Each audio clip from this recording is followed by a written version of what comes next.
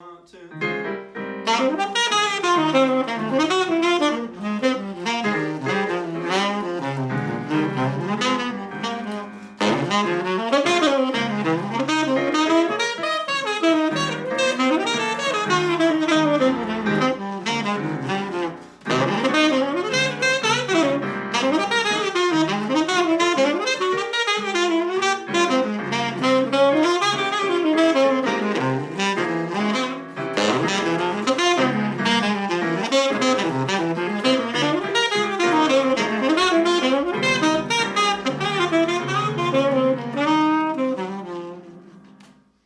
Hey guys, what's up? Here with Holger Marjamaa, the amazing pianist from Estonia. We just got back from touring in France with my quartet and just had some stuff with Chris Botti, had a quick run with him, and this week I'm out in Brazil. So tons of touring coming up. We're going to announce fall dates really soon. Highlights will be South Africa and Chile and Costa Rica and more, so make sure to keep an eye out on my website dates. But anyway, getting on to the lesson because I know you guys want to hear about what we're going to go over today. So today we're going to talk about Roman numeral analysis and why it's so important. So there's a really bad misconception that theory and ear training are separate things. Actually, theory and ear training go together, and theory will actually make your ears way stronger. The reason for that is just that we simply need labels.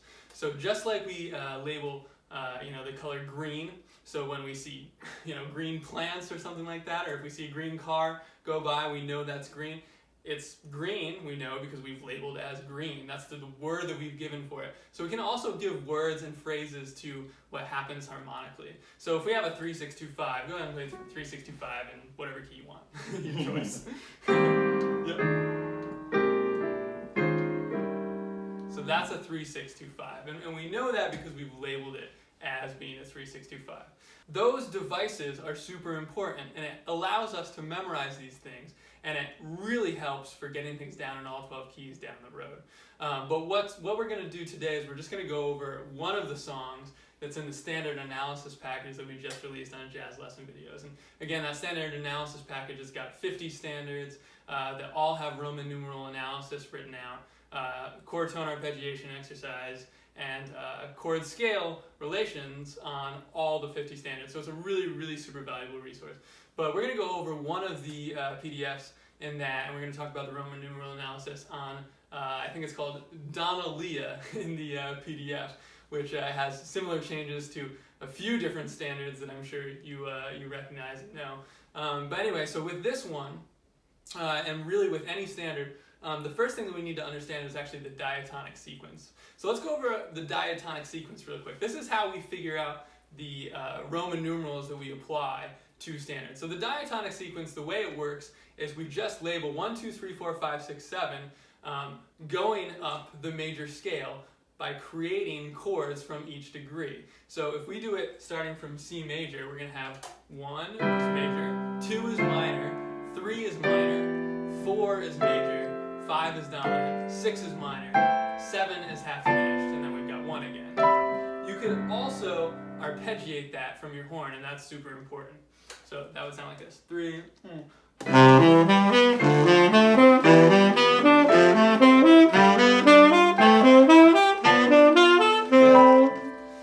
Being able to arpeggiate chords is so important, and I actually tell horn players all the time, you don't know a standard until you can arpeggiate through the chords. So that's one of the reasons why that standard analysis package is so useful, since you'll have all that written out for you, which will help you down the road memorize it all.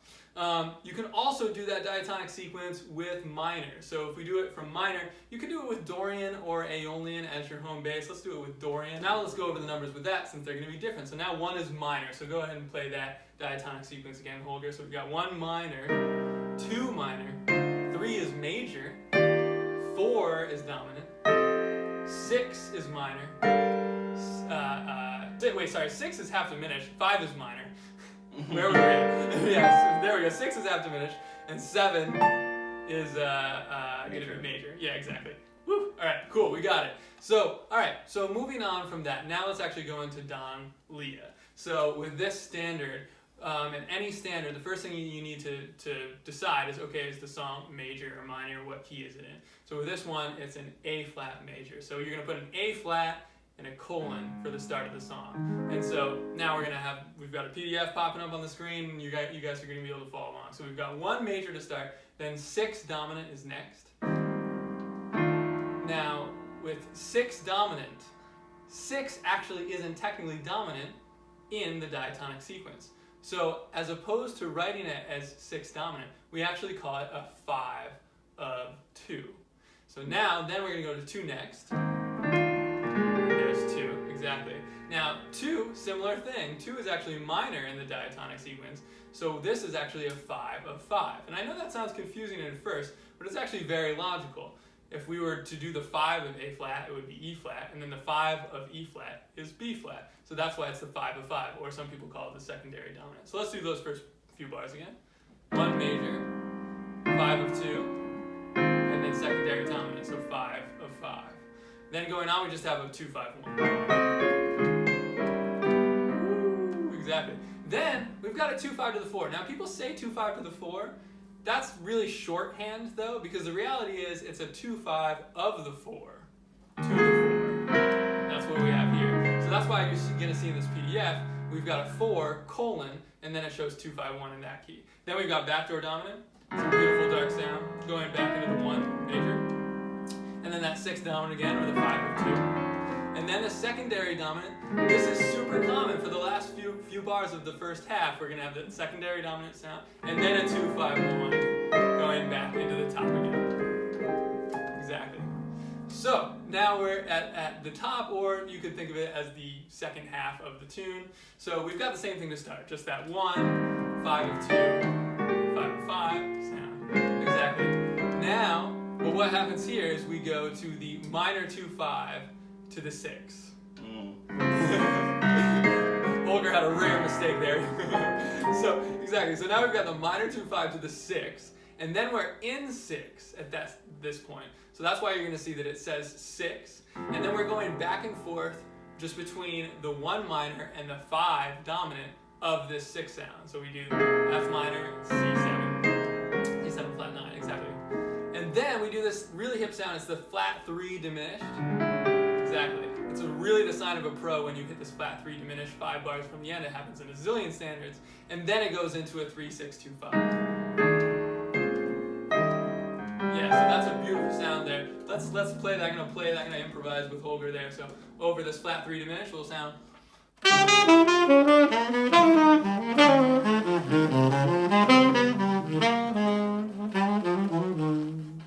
It's a really beautiful sound. All right, so that's the harmonic analysis of that one. And I know it seems like a lot at first, it's really dense, and maybe it feels like what's the point, but your ears will improve so much from doing this process, and you're going to end up learning standards way faster from doing this process. So really valuable thing to check out. And make sure to check out the standard analysis package, a jazz lesson video, so you can have that resource where it's going to give it all for you laid out so you can understand how it all works. All right. Thanks a lot, guys. Thanks for watching. Thanks to Holger for joining us. Yes, sir. Woo. And we will see you next time.